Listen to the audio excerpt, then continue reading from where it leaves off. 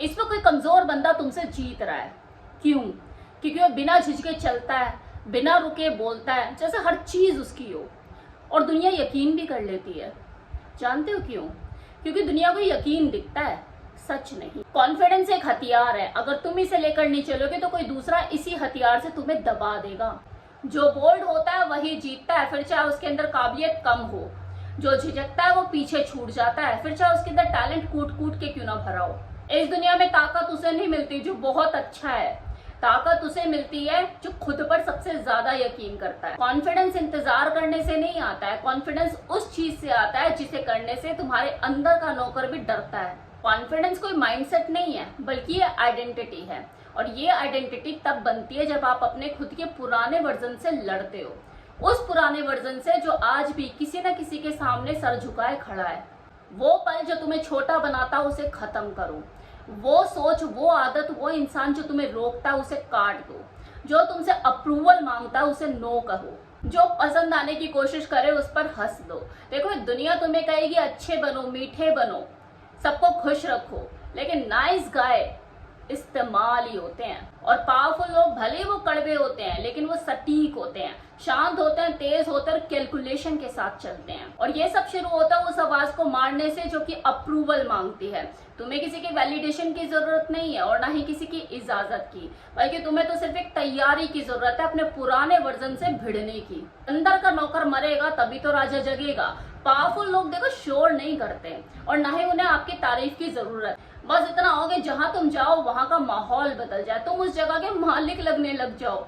सिकुड़ के ना फैल के बैठो चोड़ में। जो ऐसा कर पाते हैं ये इसलिए नहीं होता उनके साथ कि उन्हें किसी ने सर पे बिठा लिया, उन्हें पावर दी है, किसी ने स्पेशल अटेंशन ऐसी कुछ दी है।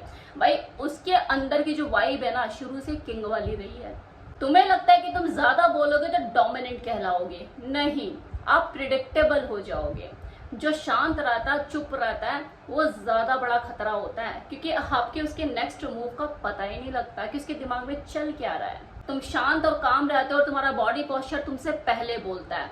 देखो शिकारी हर वक्त नहीं दौड़ता है, वो तब दौड़ता है शिकार करने के लिए जब उसे जरूरत लगती है। तुम बात करते हो तो तुम्हारा हर सेंटेंस फाइनल लगता है और तुम्हारा हर शब्द जजमेंट। लोग तुम्हें सुनते हैं लेकिन टकराते नहीं और खुद को तुम्हारे हिसाब से एडजस्ट करने की कोशिश करते हैं। इस लेवल की कॉन्फिडेंस किसी को इम्प्रेस करने के लिए नहीं होती है, बल्कि ये इतनी गहरी होती है कि आपके आसपास मौजूद जो लोग होते हैं वो खुद अपने ऊपर ही डाउट करने लगते हैं। आप खुद को ऐसे कैरी करते हो कि जैसे सब कुछ पहले ही जीत चुके हो, फैसला हो चुका है। तुम्हें किसी को एक्सप्लेनेशन देने की जरूरत नहीं, किसी को कुछ साबित करने की जरूरत नहीं। ऐसे बात करो कि फैसला हो चुका है, अब दुनिया को तुम्हारे साथ चलना ही पड़ेगा। तुम बहस नहीं करते बल्कि तुम तो डिबेट को ही रिजेक्ट कर देते हो, जो कि ये सिग्नल देता है कि तुम्हारी रियलिटी नेगोशिएशन के लिए नहीं है। तुम ना शोर कर रहे हो ना शो कर रहे हो, बस तुम मौजूद हो उस पल में और तुम्हारी मौजूदगी ही काफी है। ऐसा नहीं बोले कि दुनिया अब मानेगी मेरी बात, ऐसा बोलो कि मानना ही पड़ेगा। अब देखो प्रेजेंस आ गई, बॉडी लैंग्वेज आ गई, तो ये इमोशन क्यों दूसरे लोगों के हाथों में छोड़ दिए? उसे भी कंट्रोल करना सीखो। हर बात का जवाब देना आप अपनी जिम्मेदारी मत समझो। क्यों कोई अगर आपकी बेइज्जती कर दो तो एकदम से आग बबूला हो जाते हो, और अगर तुम्हारे कोई तारीफ कर दे तो एकदम से पिघल जाते हो। कोई आपसे बात करना बंद कर दे, चुप्पी लगा दे तो आप बेचैन हो जाते हो।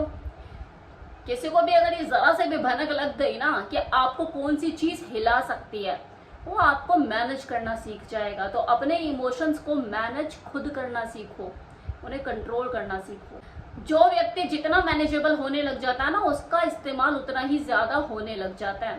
तो इसलिए अपने इमोशंस को कंट्रोल कर लो। ट्रांसफॉर्मेशन देखो यहीं से होती है, जब तुम रिएक्ट करना छोड़ते हो और कैलकुलेट करना शुरू करते हो। जब तुम किसी की तारीफ पे एकदम से पिघलते नहीं हो, बल्कि ये सोचते हो, ये एनालाइज करते हो कि यार क्या चाहिए समझ जो इतनी तारीफ कर रहा है। कोई तुम्हें इग्नोर करेगा, रास्ते में से आ रहा, फोन ऐसे कान में पकड़ा हुआ, देख लिया उसने लेकिन तुम्हें इग्नोर कर रहा है, तो मतलब बेचैन मत हो, बल्कि और ठंडे हो जाओ।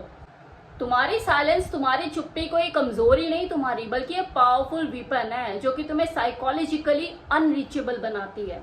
किसी को पता नहीं लगेगा कि तुम किस वक्त क्या सोच रहे हो और तुम्हारा नेक्स्ट मूव क्या होने वाला है। ये इमोशनलेस नहीं बल्कि अनशेकेबल होता है। तुम महसूस तब करते हो लेकिन रिएक्ट तब करते हो जब तुम्हारा पर्पस सॉल्व होता है। ये इमोशनलेस नहीं बल्कि अनशेकेबल होता है। तुम महसूस तब करते हो लेकिन रिएक्ट तब करते हो जब तुम्हारा पर्पस सॉल्व होता है।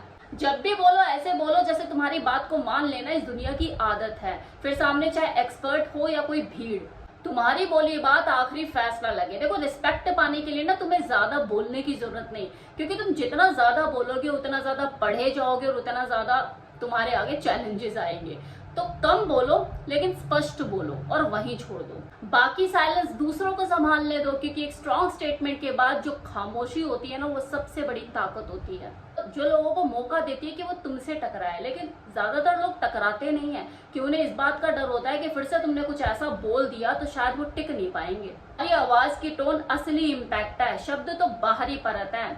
अगर ऊपर उठना है तो इस नर्वस एनर्जी को हटा दो, लोगों को ऐसे सुनाई दो कि यार अगर वो रिस्पेक्ट करे तो बहुत अच्छी बात है, ना करे तो और भी अच्छी बात है।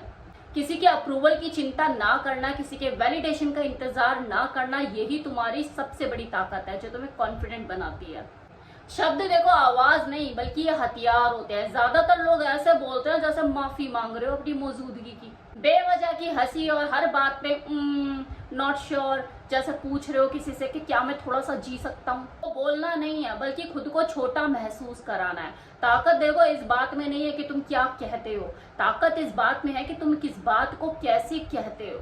जब तुम ऐसे बोलते हो जैसे तुम्हें रोका ही नहीं जा सकता, लोग उस सच के पीछे नहीं चलते हैं, लोग उस आवाज के पीछे चलते हैं जो कि अपने आप में ही पक्की होती है। तो लोग मान लेते हैं कि तुम सही हो, और वहीं कोई दूसरा जो झिझकता है उसे लोग सुनने की जरूरत भी महसूस नहीं करते। कोई तुम्हें टेस्ट भी करे तो तुम स्टिल रहते हो, क्योंकि तुम्हारा माइंडसेट कोई पब्लिक प्लेस नहीं बल्कि एक फोर्ट्रेस है जहां पर एंट्री भी तुम्हारी परमिशन से होती है। आजकल ज्यादातर लोग प्रोग्रामेबल होते हैं, उन्हें बोलो तो काफी नहीं, वो जस्टिफाई करने लगते हैं, तारीफ करो तो डिपेंडेंट हो जाते हैं। ये पावर नहीं बल्कि एक पैटर्न है, और जब तक ये पैटर्न टूटेगा नहीं तुम किसी और की स्क्रिप्ट जीते रहोगे। यही असली वायरस है, खुद को दिखाने की चाहत, हर किसी को दिखाने की चाहत कि मैं कैसा हूँ। यही तुम्हें कंट्रोल करने लायक बनाती है। हर वो सोच जो तुम्हें कहती है कि तुम्हें समझना जरूरी है, इसे तोड़ दो। तुम इस दुनिया में समझने के लिए नहीं आए थे, जीने के लिए आए थे। लोग तुम्हें प्रेज करेंगे, इग्नोर भी करेंगे और ट्रिगर भी करेंगे, लेकिन तुम बदलोगे नहीं, तुम वहीं रहोगे, काम एंड कंट्रोल। और धीरे धीरे वो एक कोशिश ही करना छोड़ देंगे, क्योंकि उन्हें समझ आ चुका होगा कि तुम वो इंसान हो जिसे कोई हिला नहीं सकता।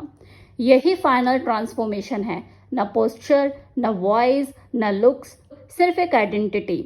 अब तुम दूसरों से शेप नहीं होते बल्कि तुम ही रूल्स को शेप करते हो, रूल्स बनाते हो, आउटकम डिसाइड करते हो। तुम्हें अब किसी की समझदारी नहीं चाहिए और ना ही किसी की इजाजत। तुम अब किसी के नहीं हो, क्योंकि तुम अब अनटचेबल हो।